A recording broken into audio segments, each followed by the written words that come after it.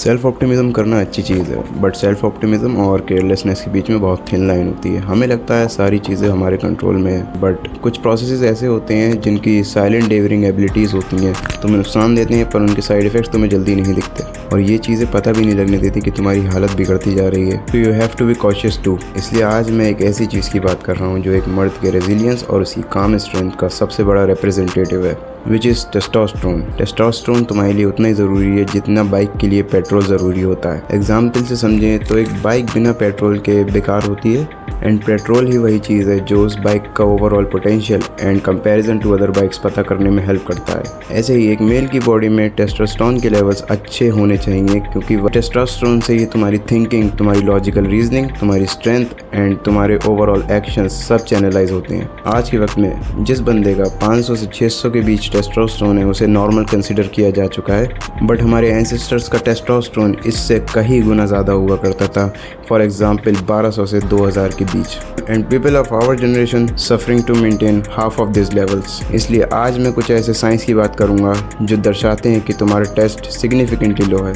इसलिए ये वीडियो पूरी देखो और आइडेंटिफाई करो कि कोई साइन इसमें से फेमिलियर तो नहीं है, क्योंकि जो साइंस मैं बताने जा रहा हूँ मोस्ट ऑफ द लोग इन साइंस को नेगलेक्ट करते हैं, जो उनकी कंडीशन और ज़्यादा वर्स कर देता है। Okay, so with that the first sign is vitamin D deficiency. Vitamin D सिर्फ एक विटामिन नहीं है, तुम इसे एक हार्मोनल कंपोनेंट समझो, क्योंकि विटामिन डी का लिंक टेस्टोस्टेरोन के साथ बहुत ज़्यादा मजबूत है। एंड आज की डेट में 70 से 80% इंडियंस विटामिन डी की डेफिशिएंसी से सफ़र कर रहे हैं, which results in low test. क्योंकि जब तुम्हारी बॉडी में विटामिन डी की डेफिशिएंसी होती है तो तुम्हारे मूड एंड एनर्जी लेवल्स में फ्लक्चुएशंस होना स्टार्ट हो जाते हैं, जिसकी वजह से तुम्हारा कॉर्टिसोल लेवल बढ़ जाता है and which results in killing your testosterone. So make sure तुम अपना एक विटामिन डी टेस्ट कराओ और अपने लेवल्स को पता करो कहीं तुम विटामिन डी में डेफिशिएंट तो नहीं, और अगर डेफिशिएंट हो तो विटामिन डी को सप्लीमेंट करो या फिर एग्स खाना स्टार्ट करो। सो इसीलिए अगला पॉइंट है कॉर्टिसोल लेवल्स। पहले ये समझते हैं कि कॉर्टिसोल बेसिकली होता क्या है। कॉर्टिसोल एक स्ट्रेस हार्मोन है। In some ways this is also important like any other hormone, because तुम्हारी बॉडी पे जब भी कोई स्ट्रेस पड़ता है, फॉर एग्जाम्पल तुम कोई इंटेंस एक्टिविटी एक्सरसाइज करते हो, लाइक किसी कॉम्पिटिशन में पार्ट लेना या फिर जिम या फिर स्प्रिंटिंग, तो इन सब में जो तुम्हारी बॉडी पे प्रेशर अप्लाई होता है उसे कहते हैं short term stress. But this is totally normal, क्योंकि प्रॉब्लम यहाँ स्टार्ट नहीं होती। प्रॉब्लम स्टार्ट होती है तब जब तुम अपने लाइफस्टाइल एंड रोज़मर्रा की ज़िंदगी की वजह से अपने कॉर्टिसोल लेवल्स को हाई रखते हो by doing Doom scrolling, unnecessary overthinking, heavy carb diet and sugary diet. And ये वही चीज़ें हैं जो तुम्हारे कॉर्टिसोल को एलिवेट रखने की जिम्मेदार हैं। और कॉर्टिसोल और टेस्टोस्टेरोन बिल्कुल अलग एक्ट करते हैं, बिल्कुल अपोजिट वर्क करते हैं। जब तुम्हारे कॉर्टिसोल लेवल्स हाई रहते हैं तो तुम्हारे टेस्टोस्टेरोन लेवल्स नीचे जाते रहेंगे। एंड इफ़ तुम अपने कॉर्टिसोल लेवल्स का ध्यान रखते हो, ज़्यादा ओवरथिंकिंग नहीं करते, कोई भी ज़्यादा अननेसेसरी स्ट्रेस अपनी बॉडी पे नहीं डालते हो, तो तुम्हारे टेस्टोस्टेरोन का प्रोडक्शन स्मूथली होगा बिना किसी दिक्कत के, at its maximum capacity. Okay, अब आगे बात करते हैं कॉर्टिसोल से जुड़ी एक बहुत इंपॉर्टेंट चीज़ जो कि लो टेस्ट होने में बहुत बड़ा रोल प्ले करती है, which is victim mindset. Victim mindset वाला इंसान वो होता है जिसको लगता है दुनिया में जो भी बुरा हो रहा है वो उसी के साथ हो रहा है, और इस चीज़ को प्रूव करने के लिए वो किसी भी हद तक जा सकता है, which results in low self esteem. उसकी सेल्फ स्टीम बिल्कुल ही ख़राब हो जाती है, जिसकी वजह से वो अपना लाइफस्टाइल भी ख़राब कर लेता है, बुरा खाना पीना स्टार्ट कर देता है, जस्ट टू से कि ये सिचुएशन मेरे कंट्रोल में नहीं है। And this indicates your test levels are severely low, because there is a massive difference between a guy who shows up every day, faces his difficulty, chases his purpose just to make 1% of progress that day, and the guy who constantly blames his genetics and situations, saying it's all luck. No, it's not. The man who is dedicated to his purpose and his life tends to have more test levels than a guy who have victim mindset. Because तुम्हारी body भी वैसे ही respond करती है जैसा तुम उसे treat करते हो। बॉडी देखेगी this man is doing something which is out of his comfort zone, he may need more power, तो तुम्हारी बॉडी और ज़्यादा अच्छे से फंक्शन करेगी, ज़्यादा टेस्टोस्टेरोन प्रोड्यूस करेगी, and you will be happier too. हमारा अगला पॉइंट है आजकल की so called flexible diet.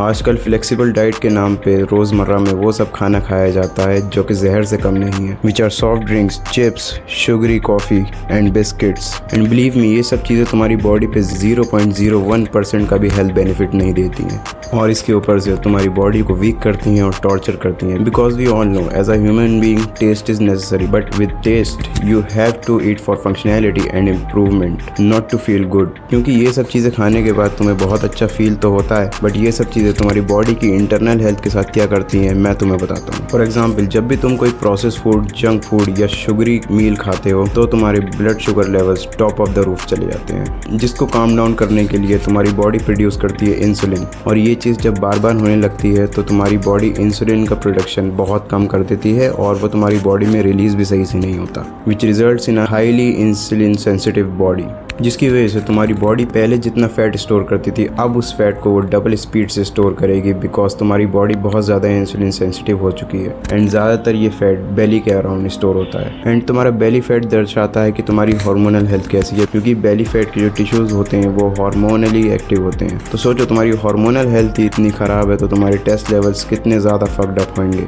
So make sure you are eating clean and maintaining a healthy body fat percentage, because obesity is strongly linked with low testosterone levels.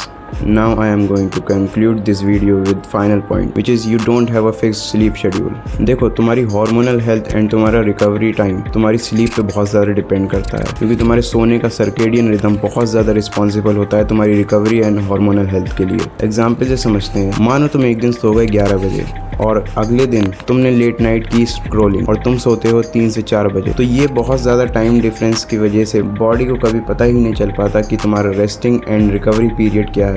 इसकी वजह से तुम्हारी body को कभी पता ही नहीं चलता कि उसे वो सारे हार्मोन्स कब रिलीज करने हैं जिसकी वजह से तुम्हारी हेल्थ बेटर हो सके एंड तुम्हारी ओवरऑल फंक्शनैलिटी अच्छी हो, क्योंकि स्लीप में ही हमारे ज़्यादातर हार्मोन्स रिलीज होते हैं जो हमारी ओवरऑल हेल्थ को अच्छा करते हैं, जैसे कि testosterone, growth hormone and many more. And this habit is one of the biggest test killers because testosterone production is strongly linked with deep quality sleep. क्योंकि इतना तो हम सभी जानते हैं कि एक पुअर क्वालिटी स्लीप तुम्हारे कॉर्टिसोल लेवल्स को एलिवेट करती है, जो तुम्हारे टेस्टोस्टेरोन प्रोडक्शन बहुत कम कर देते हैं। इसलिए make sure you are sleeping at a fix time on daily basis. And अगर तुम मेरा ओपिनियन मांगो तो मैं बोलूँगा कि तुम्हें 11 से 12 के बीच में सो जाना चाहिए, क्योंकि ये वो बेस्ट टाइम होता है जिसमें तुम्हारी बॉडी सबसे ज़्यादा टेस्टोस्टेरोन प्रोडक्शन और ग्रोथ हार्मोन प्रोडक्शन करती है। इसलिए आज से ही अपने स्लीप को प्रायोरिटाइज करना स्टार्ट कर दो, बिकॉज स्लीप का टाइम ही वही होता है जब तुम्हें पूरे दिन के हार्डवर्क के क्वालिटी गुड्स मिलते हैं। बाकी आज की वीडियो के लिए इतना ही। I will see you in the next one.